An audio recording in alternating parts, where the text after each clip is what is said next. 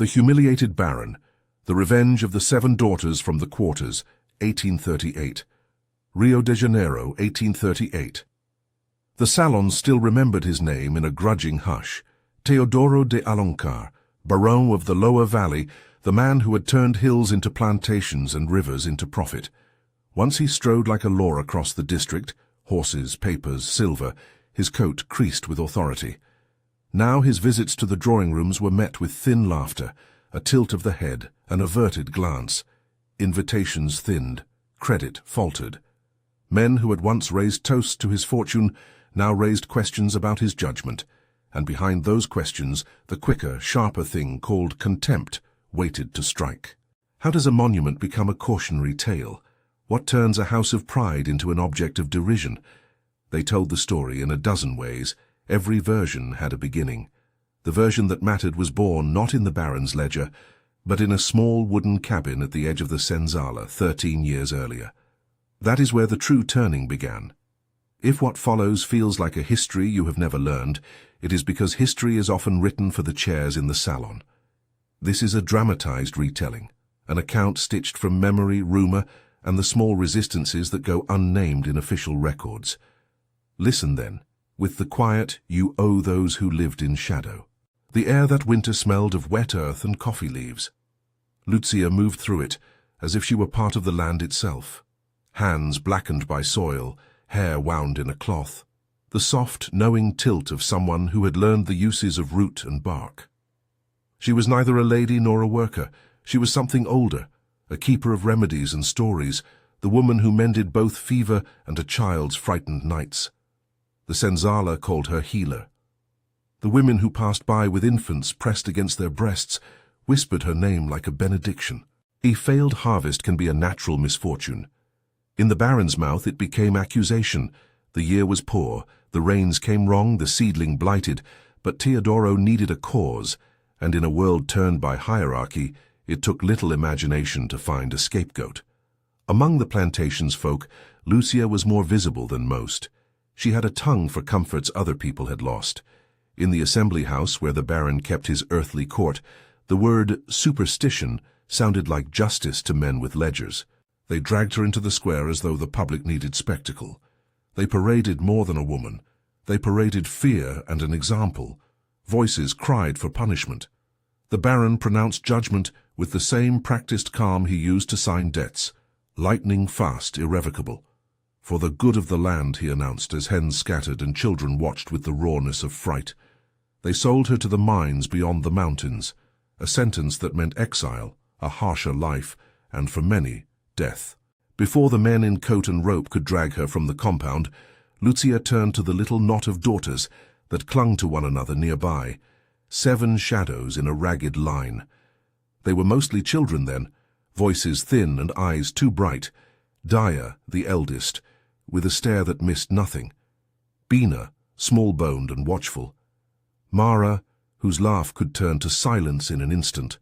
Zifa, fleet-ankled and stealthy. Ina, who kept seeds and murmured to them. Yara, quick with message and memory. And Kira, broad-shouldered, hands hardened by laundry and life. Lucia hitched a small leather pouch from her waist, rubbed it between her palms, until its seams smelled of dried leaves and old prayers, and pressed it into Daya's hands. "Keep this," Lucia said. Her voice held what it always had, neither fear nor fury alone, but a tenderness that made the girls stand still. "Keep what I can give, for luck, for remembering, for the oath when you are ready." She tied a knot with the speed of someone who had a dozen quick tasks to complete. The pouch was warm with the life of things she carried, seeds, knotted hair, a scrap of verse whispered to the sick, the memory of a name. It was only a thing. Yet among the enslaved, small things can be enormous. A charm may be nothing to a magistrate and everything to a mother. They marched Lucia away. The road to the mines was a rumor that swallowed people whole. Those who went seldom returned. The children watched until the bend took her from sight. Later, when the night folded down, Daya sat with her sisters beneath the thatch, and they formed the promise that would shape them into something else. They swore in the language of cold resolve. It was not a vow to kill, that was not their way. Their oath was surgical and patient. They would not lift a blade at him. They would not let a law they could not invoke become theirs. Instead, they vowed to be the slow and unseen rot at the foundation of his power. "We will make him watch what he built for," Daya said. The words dropped into the hut like seed into furrows, and all 7 knew the weight of what they had said. They carried grief. They carried the taste of exile on their tongues. They carried Lucia's pouch. From that night forward, time became their ally. The Baron's world expanded and rotated by seasons, planting, drying, selling, counting. The daughters learned to move inside and alongside those cycles, as if they had been born into them. 13 years is long enough for a youth to be remade into intention. It is long enough for patient strategy to grow teeth. They divided labor with the ruthless clarity of those who have nothing to waste. Each sister took a path that placed her close to a different heart of the Baron's house. Daya, eldest, ledger silent and steady. Her cue, hands that read ink like maps. She taught herself letters from the capataz, who felt old shame in seeing a bright girl work for words he could no longer read aloud. He lent her a pen in secret, a scrap of paper in the hollow of his palm, and in dark corners she traced numbers and names until ledgers unfolded like maps beneath her eyes. Bina, small, lithe, the house's shadow. Her cue, the steady step that has learned the rhythm of servants' corridors. She learned to be seen and unseen at will, to carry cups with a hand that could also lift a letter, to listen in rooms where men believed themselves alone. Mara, soft-faced, quick to laughter but quicker to listen. Her cue, a voice that could charm a confession. She sat near the Baroness as a companion, spoke of needlework and the weather, and through those small confidences learned the anatomy of fear and pride among the elite. Zephyr, barefoot among drying beans, she became the air the coffee fields could not account for. Her cue, fingers stained with dust and coffee, a body that moved like a wisp. No place was more intimate to the plantation than the yards where beans dried in the sun. Zephyr learned to be the presence that disturbed a load without leaving a trail. Ina, the one who understood the language of roots. Her cue, palms that smelled of leaf and rain. She did not make miracles. She coaxed tendencies. Plants die and recover under hands that know them. Ina's knowledge was of limits, how to nudge a crop to falter without creating a spectacle that would invite an autopsy. Ayeshra, messenger, rumor carrier, a girl with the ledger of gossip in her mouth. Her cue, a string of small notes folded carefully, delivered with a smile. To run messages in a world of authority is to move the weight of attention. Yara learned which names to whisper and which to let fall like loose stones. Kira, broad-shouldered, laundry-strong, she handled the shipments and the docks. Her cue, a basket always ready, sleeves rolled. Where bales and crates passed through hands unchecked, Kira watched the passage of goods, the timing of shipments, and where one miscount could turn a ledger. No one among them called their work revenge in the boastful way a man might call a dual honor. They called it repair in patches. They practiced patience as if it were a craft, not a passion. They rehearsed weights and disguises, each small failure folded into a larger patience. When the capataz taught Daya to read, he did it with a caveat. Letters are the child's door to seeing what a man keeps hidden. He had his reasons. He had once been a reader of ledgers himself. Age had diminished his power, but not his understanding. He found in teaching a girl forbidden knowledge a kind of reparation. The Baron's arrogance made their learning possible. Men who believed themselves unassailable remove little burdens from their days. They let a daughter pour the wine, and a daughter stealing a glance learns the measure of a man's pride. They left the drying yards tended by those they thought powerless to contest a single bad season. They did not suspect that the damage of many small things becomes, over time, a collapse. So the years passed, a montage of small betrayals. Rumors slipped like slips of paper under doors. A box mislabeled at the docks that arrived late and maddened a buyer. A wagon's axle beclouded by a strike that did not break, but slowed. A crop that, harvest after harvest, yielded fewer beans than it had promised. None of these moments were dramatic on their own. Each was a tiny chisel, and always beneath these actions was ritual. They kept Lucia's pouch with them, passed it during quiet nights. It hung above Daya's thin mattress, kept beneath Kira's shirts, rubbed between Ina's palm before she went to tend roots. They told stories and sang the same lullaby Lucia had sung, the one about the river that never forgets the stones it has carried. They tied small knots in cloth and buried them under floorboards in huts and in the soil around the fields. They held private funerals for luck and planted new seeds on the day of births.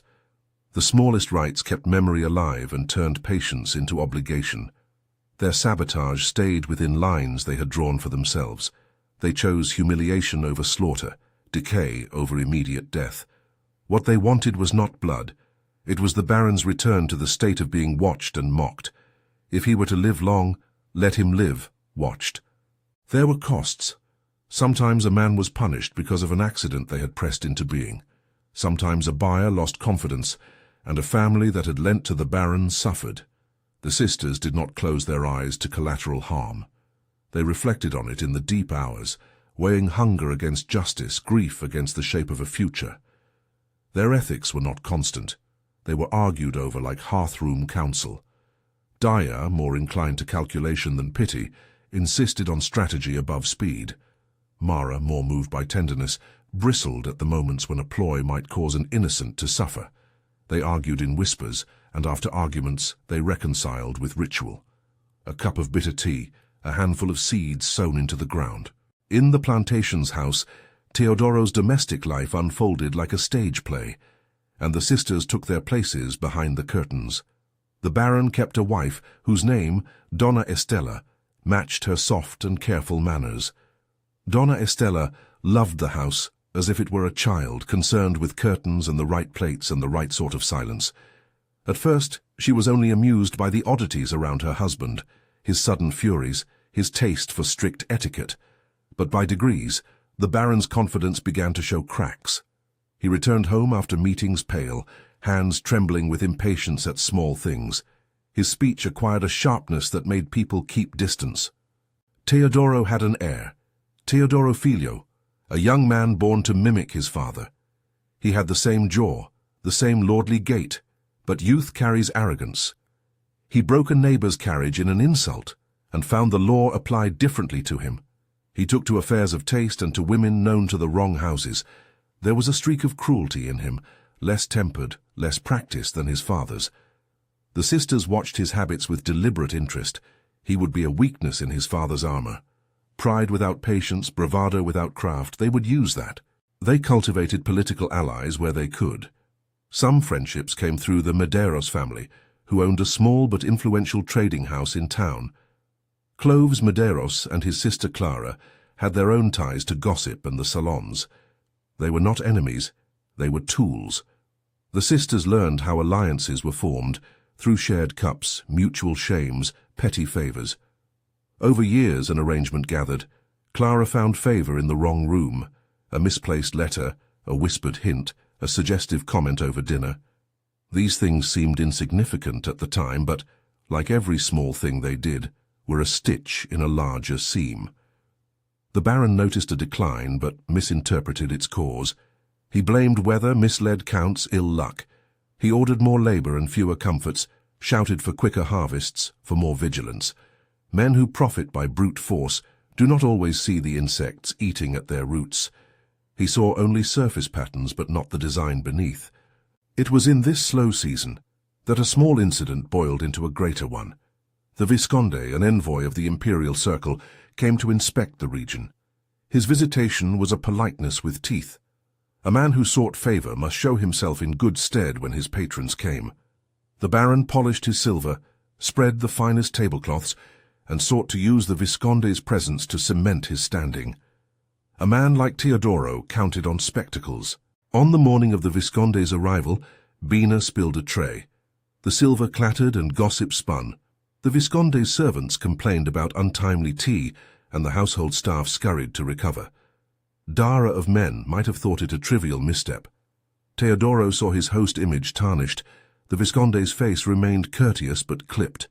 Words like slackness and mismanagement hummed like flies.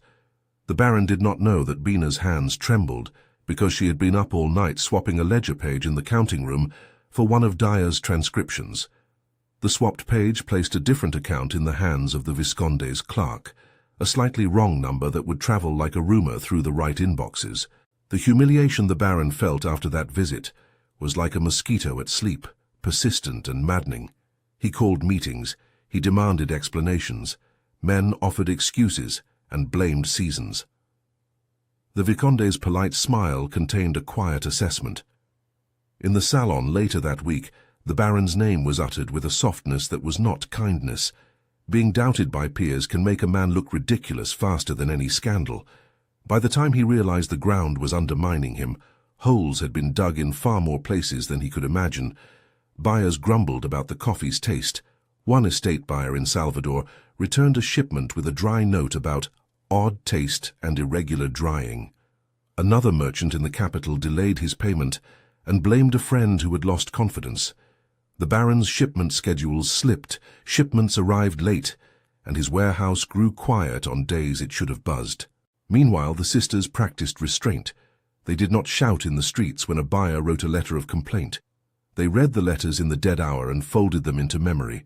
Each failure of the Baron's image was catalogued not as triumph, but as data. They tracked the whispers, the ledger entries, the men who stopped arriving to purchase. A small private story tightened, a love affair that was supposed to be nothing.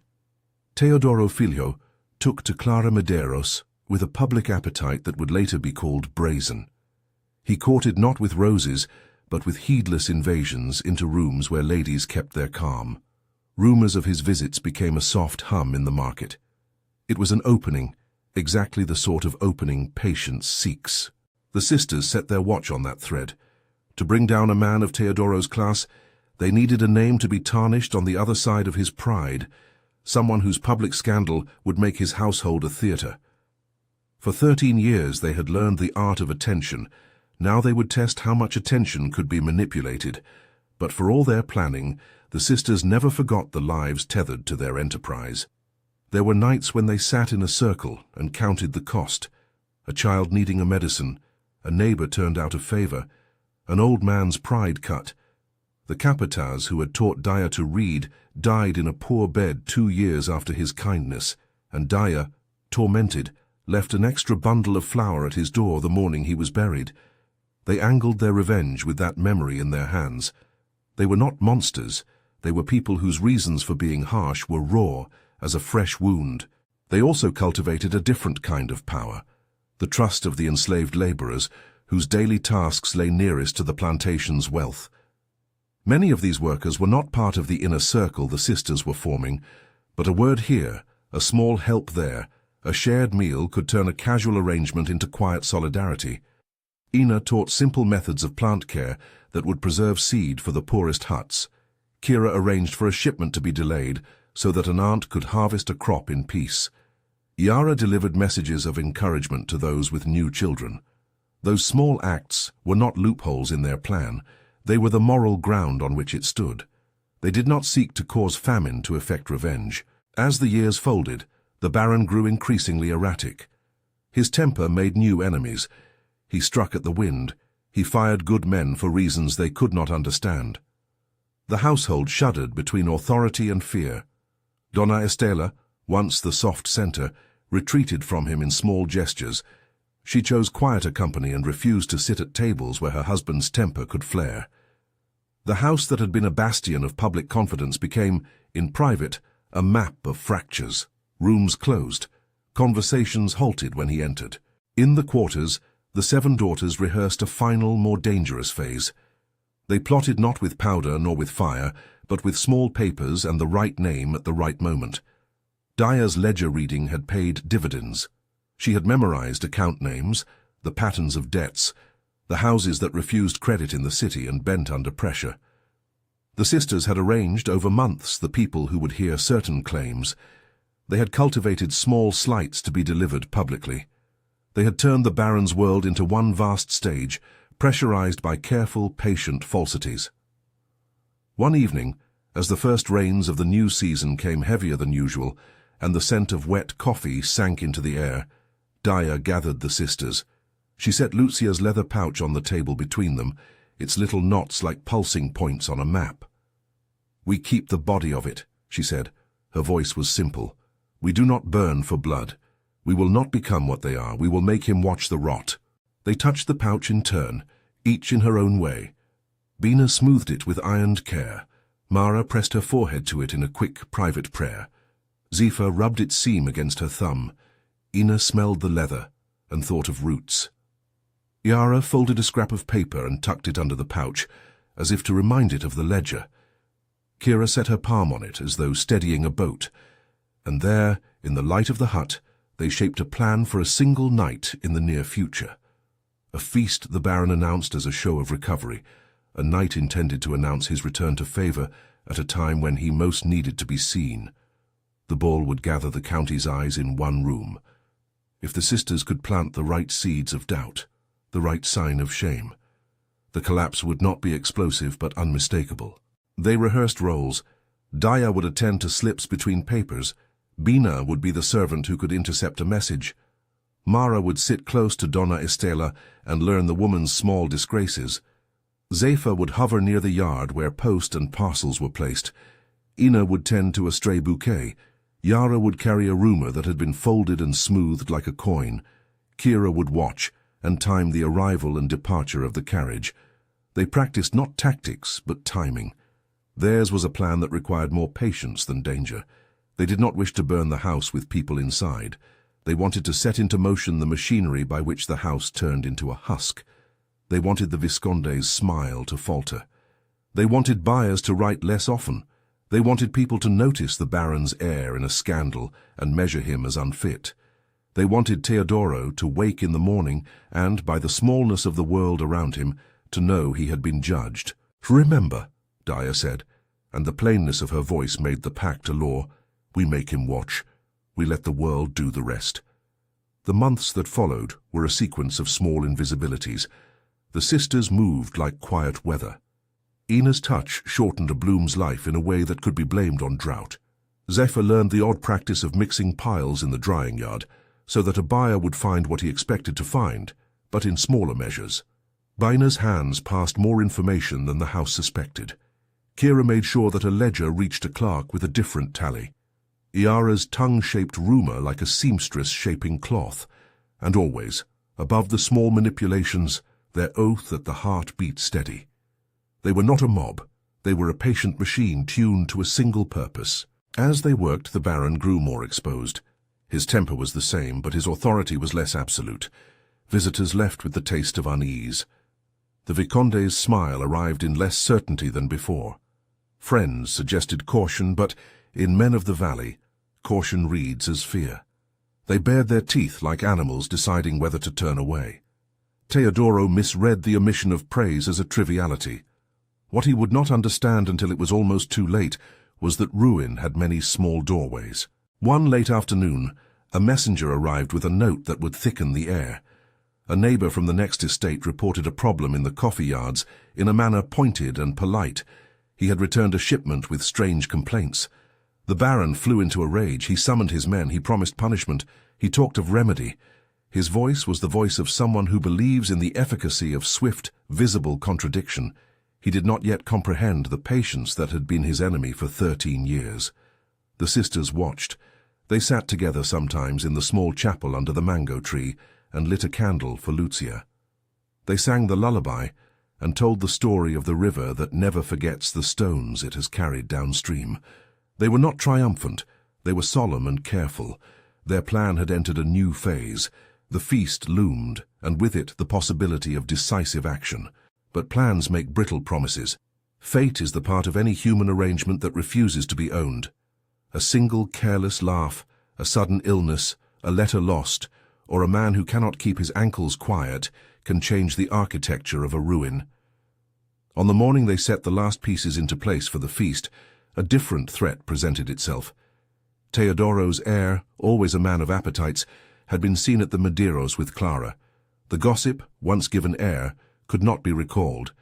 It took the shape of a whisper, of a letter folded and set where the wrong person might find it. A home is a fragile thing once the rumor of impropriety touches it. Daya read the letter as she had read ledgers for years, slowly with the patience of someone who knows the power of a phrase. She folded it and passed it to Bina, who kept it close to her chest, a knife in a pocket that only she could wield. Mara sat with Donna Estela that afternoon with reason and kindness, and she let fall one careful question. Zephyr, Kira, Ina, and Iara moved through their tasks like parts of a clock, each essential and small. They rehearsed the surface of normalcy with the exactness of people who have had to appear pleasing to survive. The Baron continued to arrange the salon, the Visconde would arrive, and the house would be full. They would perform civility. And inside that civility, a single misstep would make the evening a spectacle. Yet for all the hours of clandestine planning, none of them were completely prepared for the thing the heart does when it sees the scaffolding of revenge completed. It is one thing to file the letter, and another to watch a man who has never known disgrace walk toward it. On the eve before the feast, Daya sat under a lamp and drew her hand over Lucia's pouch. The leather was worn like the bark of a tree. She thought of the mines, of a mother walking toward a life stripped of warmth, and she felt a quietening in her chest that the years had not touched, the knowledge that even victory will not make their losses whole. "Are we what we promised we would not be?" Mara asked later, voice thin with worry. Daya looked at her sisters, Bina with her steady hands, Zephyr with the smell of bean dust under her nails, Ina with a leaf between her fingers, Iara with a folded scrap, Kira tucking a shirt in a bundle. "We promised a slow thing," she said. "Slow things leave room for regret, but they also leave room for justice." They slept little that night. The plantation felt like a held breath. Men scurried to prepare the house. Servants polished silver. The Baron practice-commanded smiles. The moon cut the field into a white knife. In the quarters, the sisters checked each other's knots and folds. Dawn arrived with a heat that made the air heavy, and the coffee leaves drip.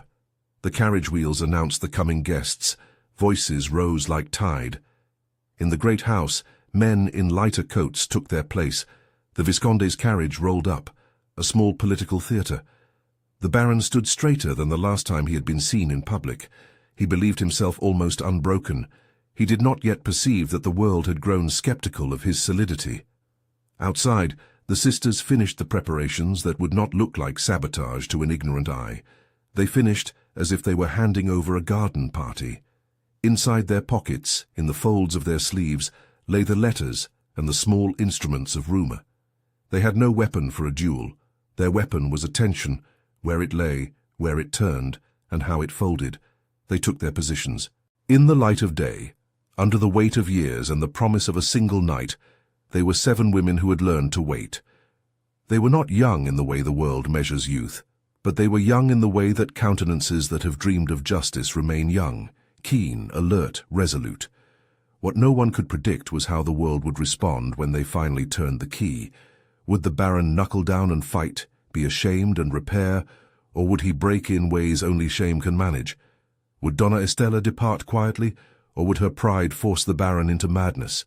Would the Visconde's smile falter into open mockery? The answers waited in the house where guests drank, and the air trembled with music. The sisters had done the work that would make exposure possible. They had learned to take the small pains in life and place them like breadcrumbs that led not to freedom but to a reckoning. Outside, the coffee fields swelled with late-season bloom. Inside, servants arranged plates. Somewhere between the two, a plan fragile as a borrowed glass took on the weight of inevitability. The first arrival knocked on the Baron's polished wood. A footman opened the door, and in the room the Visconde's laugh announced the start of the spectacle. Men greeted each other in tones that had nothing to do with sincerity. The Baron, in a coat that still sought excellence, moved along the line with the practiced air of a man used to being congratulated. Donna Estela welcomed with a face that still retained an edge of sorrow. At the very moment when the house was fullest, and the world looked to be settling into its accustomed costume, a servant, the wrong servant at the wrong place, came forward with a folded sheet of paper and a look that could not be disguised. A ripple went through the room. Teodoro Filho, who had been striking an angle with a group of young men, turned as if by habit. The paper unfolded, and the weight of its words made the room tilt. Not yet the duel, not yet the arson, not yet the replacement of the medal with straw. But the first thread had been pulled and the weave began to unravel. The Baron moved like a man who had only just been told that his name had been called in a court to which he had not been invited. People leaned forward to catch the shape of scandal. The sisters watched from the edges where old lives had taught them to be small. They felt in the small box of Lucia's charm the years like a sleeping thing waking. They had not sought to kill a man. They had sought to make him watch. Already he watched, and already the watching cut. A laugh, too thin, too brittle, broke from the Visconde. Another shifted in his seat. The air contracted into a knot of attention. The Baron's face, in that moment, revealed the crater where certainty used to sit. The festival of pretenses would show its hollowness. The first shudder had passed through the house. Outside, the fields waited like witnesses. Inside, the sisters drew breath. What symbol would finally strike him? What visible token would be the last straw? The Baron had kept his imperial medal pinned to his waistcoat for years, as if it were an iron heart. The medal was an emblem of honor, the kind that bends public regard and opens doors. If it were to be replaced, if the strangeness the sisters cultivated found its final flourish, then the Baron would be forced into an unforeign state of nakedness. They had a plan for the medal, one only the closest among them knew. It was a plan of mockery, of ritual undoing. But plans encounter guards, and guards sometimes awake. As the room hummed and men traded half-pleasantries, one could feel how thin the line was between confidence and collapse. Each laugh could be a nail, each raised eyebrow a hammer. In the quarters, the sisters checked the knots on their sleeves and the notes in their pockets. They were ready to move at the moment. Attention fell toward the right place. They were ready to act when the Visconde's laugh stilled and the room's eyes turned like searchlights. They were ready, and yet none of them felt triumphant. Their faces were grave. The years had made solemnity the family's true costume. They moved like shadows, patient and precise. The first blow had already landed, but the work was not yet done. They still needed the world to do its part. They had set the stage for public derision. They had not yet set it in motion. To watch men judge another man is to watch a public tribunal in miniature. For Teodoro, there would be no law to save him from mockery now that the rumor had legs. Outside, in the drying yards and the warehouses, the air thickened.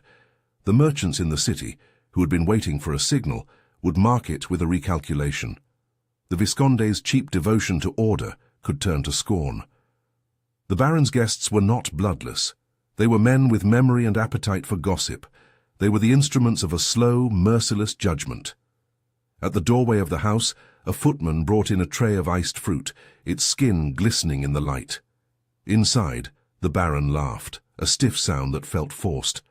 His eyes caught Daya's for the briefest second, a recognition, perhaps, of the shape that had grown in the shade of his empire. She looked away and felt the weight of the leather at her side like a compass.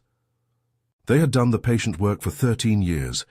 The evening would make them visible for a moment, and then they would vanish again into the quarters. The Baron's humiliation would be public, messy, and durable. Yet the sisters knew that even victory has its own sorrow. The cost would remain. As the room edged toward whatever final collapse the rumor would produce, the sisters took one last breath together, a small, silent litany to the past and to Lucia. They had turned pain into a weapon that would not spill blood but would strip honor. That in itself felt almost merciful, if mercy could be spoken of among those who had been given so little. They were about to pull the thread that would unravel a man who had once been whole. The house thrummed. The Visconde's smile caught at the corner. The Baron straightened his coat. Outside, the coffee fields nodded in restless green, as if anxious for the results of the night's social harvest. A single ledger slip, a single embarrassed glance, a single scrap of paper folded into a coat pocket. Such are the instruments of a slow rebellion. The sisters had learned that time itself can be a blade. The hours of the feast were the moment that time and blade converged. Inside the house, someone lifted their glass, and the room quieted. Eyes turned toward the Baron as if to measure the degree of his resilience. He lifted his chin. For a heartbeat, he seemed impervious. But someone, some note, some word, had already shifted the tenor of the air. The Visconde's laugh caught, and with it came the first wave of that public thing called shame. The Baron faltered as men studied him in a way they had not before. The hall of mirrors cracked. Beyond the threshold in the quarters, the 7 daughters gathered for one last brief council. They had drawn lines, they had kept to them, and yet the human heart resists plans. The last thing they did before stepping into the current of the house was to place their hands together over Lucia's leather pouch and to whisper, between them, the name reserved for a moment of reckoning. The name was spoken not in triumph, but in mourning. It was the name of the one they had lost, and the one they had lost because a man could not tolerate a woman who knew more than he did. They moved as one toward the door. The house was full. The Visconde's laugh had settled like a stone that might roll. The night held, then, more than they had dared to ask. It held the possibility that a single evening could make a man famous for the wrong reasons and ruin a dynasty in a lifetime. If the night finished as they anticipated, it would not free them. It would give them a measure of justice, and after that, the burden of living with what they had done. The sisters had always been aware that victory does not equal freedom. They had, at different times, sealed that thought in the leather pouch with Lucia's prayer. They stepped across the threshold together. At the edge of the room, as they moved through shadows and light, the first buttons of the evening's revealing had already been pressed. The whispered rumor slid into the Visconde's ears like oil, and the Baron's world, which had once been an unassailable machine, now showing hairline cracks where screws had once been tight. The laughter that had cornered him at the table widened, finding crevices. People who had previously nodded with obligation now tilted their heads in a way that resembled pity, which cuts differently than hatred. In that tilt, there was an invitation to exclude. If you like stories pulled from the hidden seams of history, subscribe for more. There are other nights, other vows, other quiet revolutions to hear. The folded sheet of paper was small and ordinary. It carried a single accusation dressed in the polite language of betrayal, a ledger of visits, dates, and a name meant to shame. It named Teodoro Filho in such a way that anyone with taste or station could see the scandal. It named Clara Medeiros as the woman whose presence in his bed would stain a family many relied upon. The whisper passed first as curiosity, then as incredulity. There are moments in a crowded room when sound becomes a blade, a voice lowers, a fork pauses mid-air, a napkin stops its path to a mouth. Eyes find their way toward the Baron as if toward a specimen under a glass. He moved then like a man who had not expected to be called out of his own story. Pride does not always prepare a man for shame, and the Baron was not a man whose mind had required preparation. Teodoro Filho reddened in a way that revealed how thin his skin was beneath bravado. He laughed at first, loud, defiant, but laughter that is defensive draws attention. A gentleman nearby, an offended husband perhaps, or a rival who had imagined himself above such entanglement, rose with the slow certainty of someone who decides in public to recover honor with steel. The room leaned toward spectacle because spectacle is what the elite consume when they are bored with one another. The duel that followed was not staged by the sisters. It was a culture's old arithmetic of honor and blood. In the rising sun outside the town, 2 men faced each other while the rest watched on the margins of propriety. There was an exchange of words, a flash of movement, and then the sound of a pistol fired into sky, and afterward, a cry of misfortune. Teodoro Filho returned with a limp that would not fully leave him, a leg scar that would be read as a lesson in caution. He was spared death but given a body that would carry his humiliation like a banner. In the salons and taverns, people spoke of the poor soldier of fortune who had been reduced to hobbling in public. Merchants coughed over accounts. Sympathy is an economy of its own, but it was not the kind that repaired the Baron's standing. The sisters watched these scenes as if watching the tide touch the sand. The duel did more than wound flesh, it rewired public imagination. A family once able to boast about its vigor now bore a tale of frailty. Teodoro's name slipped in tone from admired to pitiable. That shift does a particular kind of work. It loosens the obligations others feel toward you. Men who had extended credit and offered loans now felt fewer ties. When an emperor's favor is symbolized by a ribbon or a medal, Losing esteem means losing access. The world has less reason to keep your doors open. Night settled over the plantation with a taste the sisters had come to know. Sweet with coffee, heavy with humidity, alive with insects. It was a night for small fires and quiet movement. They did not speak of flames as a sport. They spoke of them as a final, terrible accounting. For years they had chosen erosion over suddenness, the patient ruin of reputation, the slow erosion of commerce, the unkind arithmetic of buyers who imagine that a taste or a delay is the sign of collapse. The arson they planned was surgical in its intent. Destructive, yes, but meant to remove the economic pillar, not to drown bodies in heat. They accepted the moral weight of such an act and carried it like a burden. When the fires came, they came with the kind of hush that night carries when a farm is awake, and the wind is a thing that listens. The sisters had waited for a wind that would take flame away from the houses and toward the fields, for moonlight that would make shadows confusing, and for men to be far enough from where a spark would find harvest. The fire touched the leaves and moved through the rows, a fast, bright hand. It devoured no one who slept 5 miles away. It ate the pride in the ground. Flames turned the green of the best terraces into a lacquer of black. The sound of it was not cinematic, no triumphant roar, but a low crackling that felt like a mouth working through a long complaint. Men who first saw the glow across the valley thought of lightning. When they walked toward the source, they realized the truth. The plantations, the chest of the harvest, lay in smoke. When smoke rose in a column that the whole valley could see, alarm traveled faster than flame. The Baron hurried toward the fields, like someone running behind a history he once believed himself to have written alone. People came with buckets and shovels. Neighbors brought axes. There is a strange solidarity in the face of fire, and for a moment the Baron's house was again the center of activity. But solidarity has a direction. It could either make him seem heroic or make him seem incompetent. In the case of the fire, the damage was seen as the consequence of mismanagement. Men muttered about negligence, about careless stock tending, about a business whose vital rhythms had been allowed to slacken.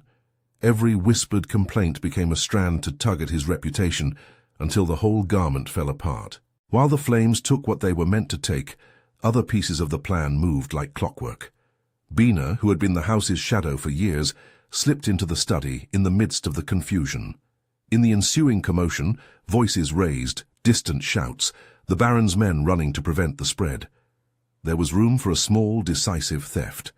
The imperial medal, that tight circle of metal and authority, lay in its familiar place, pinned to an inner coat, a token of status as much as of favor. Bina did not steal it in the way a common thief would. She treated it like an heirloom she had the right to take back from a house that had taken everything else. Her fingers were steady, her heart hammered with the rhythm of that old promise. She replaced the medal with a crude talisman the sisters had woven in the quarters, a small doll of straw and cloth, stitched with the same care they had once used to bind Lucia's pouch. It was meant to be absurd and to read as accusation, honor replaced by a child's figure, the symbol of superstition, to mock the very accusation that had sent Lucia away. She left the real medal wrapped in a scrap of linen and passed it, through secret ways she knew better than any map, into Daya's hands. Daya carried it to the place they had reserved for final rites, a mound of soil in the burned heart of the main field. There they set light to a funeral of the symbol. Not some wild exaltation, but a ritual burial, smoke curling, hands steady, a prayer from the memory of their mother whispered into the smoke. Daya laid Lucia's leather pouch on the ground beside the medal for a moment, then covered the metal with the ash that had once been the bounty of the Baron. That burial was the most public of private acts, a grave for honor, not for a man, but for a thing that had been used to excuse a crime. They did not dance. They did not sing. They tied a knot in a cloth and left it to mark the place. In the house, the discovery of the straw doll where the medal had been caused something like a public seizure. News travels quickest when there's an object whose absurdity demands to be named. A guest's hand brushed the chest where metal should have been. A laugh broke, brittle and thin, and the Visconde, who tilts, as all men of station do, toward mockery when comfortable, let his voice go. The circle of faces tightened in amusement that carried cruelty like a coin. The Baron, when he saw the doll, reacted with something between fury and the dullness of a deflated man. He had been robbed once where it hurts most, in the arena of esteem. The Visconde's smile lengthened into a sneer. Hands that once offered polite support now clenched suspicion. Teodoro stood in the doorway of his house as the courtyard filled with murmurs. He had not lost property alone. He had been publicly reclassified. The straw doll pinned to his coat, seen by the Visconde and the circle of men whose opinions made or broke contracts, was less a joke than a symbol. The Baron had been reduced to ridicule the way a man is reduced by time and cunning combined. People long for the spectacle of a powerful man becoming small. They tell the story afterward because it makes them feel safer, as though they can now imagine a world in which rank can be policed by nothing more than shared scorn. The merchants reacted quickly. Letters that might have been promising were delayed. Negotiations moved slower than they had a fortnight ago. An enterprising buyer in Salvador cited poor quality. An established partner postponed payment. The Baron's stock lost value. The plantation's hands were fewer. Men who could leave did so. Some were hired away by neighbors who wanted to distance their own fortunes from contagion. The Baron's house, once central in trade and rumor, found itself with fewer hands to polish silver and fewer people willing to risk friendship. In the days that followed, he tried to repair what had been undone. He offered favors, he wrote letters, he gave what gifts he could summon. But the economy of honor has its own ledger, and once a credit is withdrawn, it is rarely restored on request. He which once moved the valley with horses and paper now moved like a man trying to patch a net with no thread left. The Baron's face, previously smooth with command, grew built of shadows. Sleep cut him less often than fits of worrying. The house's rooms were full of furniture that no one sat in, because conversation had become risk. Donna Estela, who had been the house's gentle center, retreated into a quiet made of small routines. She continued to attend to plates and curtains, but her warmth had become a private thing, kept like a secret in an embroidered chest. The sisters did not exult at his ruin. They kept their eyes on the practical aftermath: children who had lost wages, neighbors who had lost markets, the quiet melancholy of a valley in which trade had cooled. They had aimed to make the Baron watch the decay of his world. Once he did, the sisters had to live with the fact that damage spreads. They performed small acts of remedy where they could: medical herbs from Ina for a fevered child, a sack of rice left at the widow's hut, never enough to erase consequence, but enough to keep the moral ledger from tipping entirely into a monstrous ledger of harm. Teodoro's decline was not immediate madness, but a contraction. Once a man consumes the attention of others, and then others turn away, what is left can consume him. He took to wandering the house at night, fingers trailing over the backs of chairs, eyes on the places where people used to be. Where men once sought his counsel, they now kept distance. The Visconde's visits became less warm. The letters of endorsement slowed. Alone in the parlor, surrounded by tokens of authority, he pressed his hand to where the medal had been, and felt nothing but the cloth that replaced it. The straw figure sat in public like a mock crown. He spoke less, ate less, and in the village people started to say that he had been touched by a madness that is as much loneliness as it is sense. And yet ruin is not the same as an end. He remained alive, watching from windows, his glances following the work in the fields as if to attempt to will recovery. Days folded into one another with a sameness that made him older, faster than a man's years should. He became a cautionary tale told in a certain tone, with a smile at the beginning, a sympathy in the middle, and a shake of the head at the end. His name still opened doors in some places, in others it closed them. The sisters rearranged their lives in the wake of the night's work.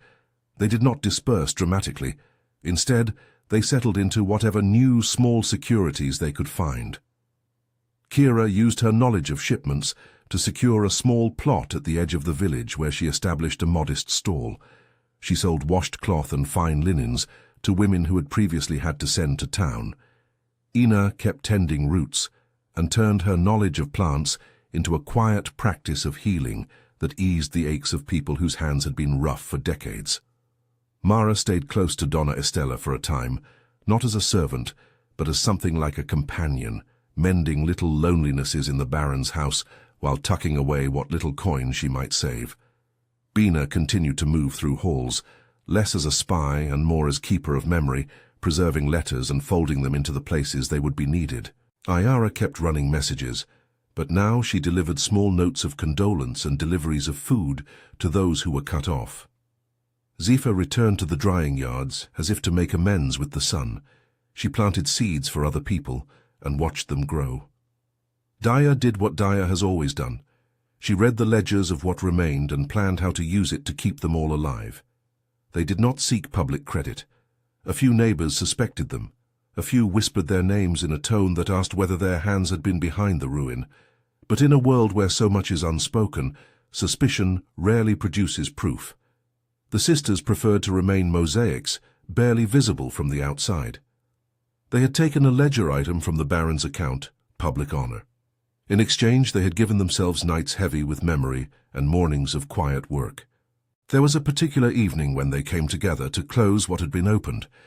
They walked at dawn into the field that had been burned and put their hands into warm ash. They had placed the medal in the heart of the burned terrace the night it was taken, wrapped in linen and surrounded by the remains of the crop. The ritual they performed did not belong to any one religion. It belonged to memory. They sprinkled a handful of coffee seed on the ash, as though to plant both loss and hope together.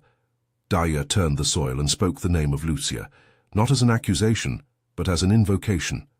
They tied Lucia's pouch to a post with a knot they had made when they were children, and then each of them filed a lock of hair into the earth. Hair, a simple thing as tangible as a signature. "We bury what feeds the lie," Daya said quietly. "We bury the metal that justified the taking of so much." There was no triumph in the way they washed their hands afterward. Their palms smelled of soot and sap.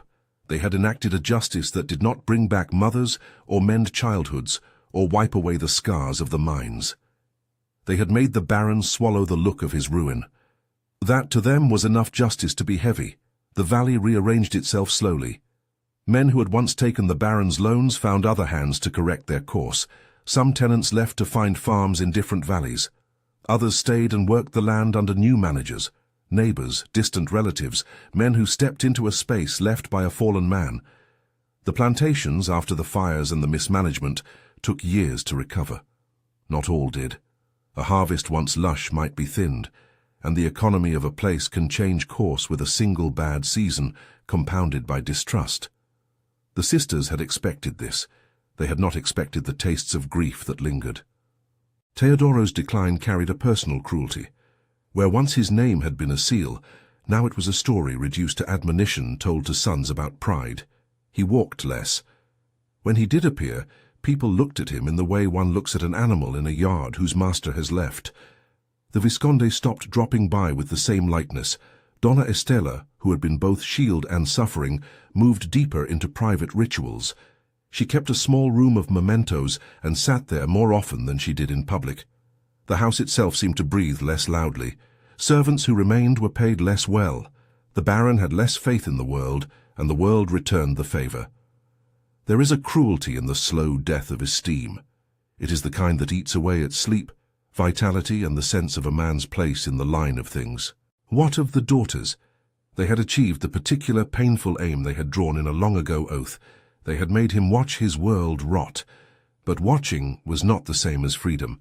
The sisters walked away with a private, heavy archive of what victory requires. In quiet corners, in the small hours before dawn, some of them would unbraid the knot they've tied with Lucia and think of what children they'd been. Mara would sometimes find herself stitching a little doll, and then look at it and think of the straw figure that had hung at the Baron's chest, and wish she could unmake what was done. Daya, who had carried ledgers and now carried the medal's weight in her memory, would sometimes sit by the water and think over the names in the books, as if they were a map she had learned to read backward. Not all endings here belong to one moral. The sisters had been actors in a justice that was pitched to the shape of the wrongs they had endured. They did not pretend it was clean or free of cost. They did not pretend their hands were spotless. They had made choices with consequences and had paid for them in loss and sleeplessness. They had given back honor in the only coin they could reach, the public eye. In doing so, they had given themselves a new kind of exile. Freedom for them remained a precarious thing. Time, which had been their ally, also became a teacher. Years later, people still spoke of Teodoro as a caution. His name lingered on lips with the particular mixture of pity and satisfaction that attends any dramatic fall. The sisters' names were known in certain corners, a whispered gratitude to a woman who tended a sick child, a nod to a soft-handed seller at the market. Their lives continued on the edge of recognition. They kept the rituals that had sustained memory. A cup of bitter tea at evening for Lucia, the folding of a scrap of cloth into a pocket before sleep, the telling of the river song to children who had not known Lucia's voice. They preserved the leather pouch until the end of the season, when the soil allowed for new planting. On a day not marked by noise, they opened it and shared the seeds and small trinkets among them. A bead here, a scrap of cloth there. The pouch's leather smelled of smoke and years. It was a relic of what had set them in motion, and a reminder of the woman they'd lost. Daya read aloud a few remembered lines, not from a book, but from moss and memory. They were simple things: names of trees, the taste of certain herbs, a prayer that was more a lament than a praise. They planted the pouch under a small sapling in the hollows of the quarter, so that new roots might carry old stories. The act was less triumph than continuity. They buried the medal there as well, where ash and sprout could meet. When the Baron finally died years afterward, the valley did not mark it with ceremony. His passing was a small door closing shut. Men who had once toasted him murmured a few polite words. The Visconde sent what was expected. The house held a small pageantry and then moved on. History, in its official pages, recorded him with the brevity men usually have for their own missteps. The daughters, spread like seeds in different directions, heard the news and paused. Some of them went in pairs to stand at the edge of the valley and look down on the terraces they had changed. They did not sing. They traded a few lines in the river song and then turned away. The question that had set them on a long course, what turns 7 girls into architects of ruin, had been answered in action and consequence. It was not a simple moral of good and evil. It was a lesson in how shame and power can collapse the same way wind collapses a tent. It was proof that patient attention can be as decisive as a flash. It was evidence that memory, when kept in hands that do not belong to the powerful, can become a tool for remaking public truth. In the end, they lived on, carrying a complicated legacy. They did not become public heroes. They were too tethered to the private costs to play caricatured liberators. They were, rather, the keepers of a moral argument lived out in small acts. That when formal avenues of justice are closed, those who have been made to suffer find other means to make power see itself. Whether one calls that justice or vengeance depends on the vantage point from which one stands. To the women who had been daughters in Lucia's house, it had been necessary. To the men who had once bent the world to their advantage, it remained a scandal and a warning. The leather pouch, the burial of the medal in the ash, the straw doll pinned to the chest of a house that had once been a palace of command, these were the symbols that the valley would keep. They were not trophies. They were, instead, markers of a debt remembered, of a ritual of return, and of a sorrow refused to be buried by polite speech. Memory, like the river Lucia had sung about, carries stones.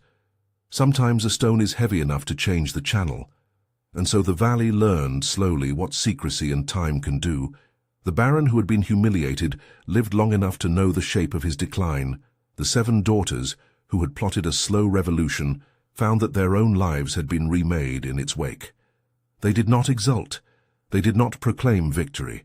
They returned to small labors, to houses and healing, to the work of keeping what little they had built alive. If this story moved you, tell us which moment stayed with you in the comments. Was it the leather pouch, the burning of the fields, or the burial of the medal?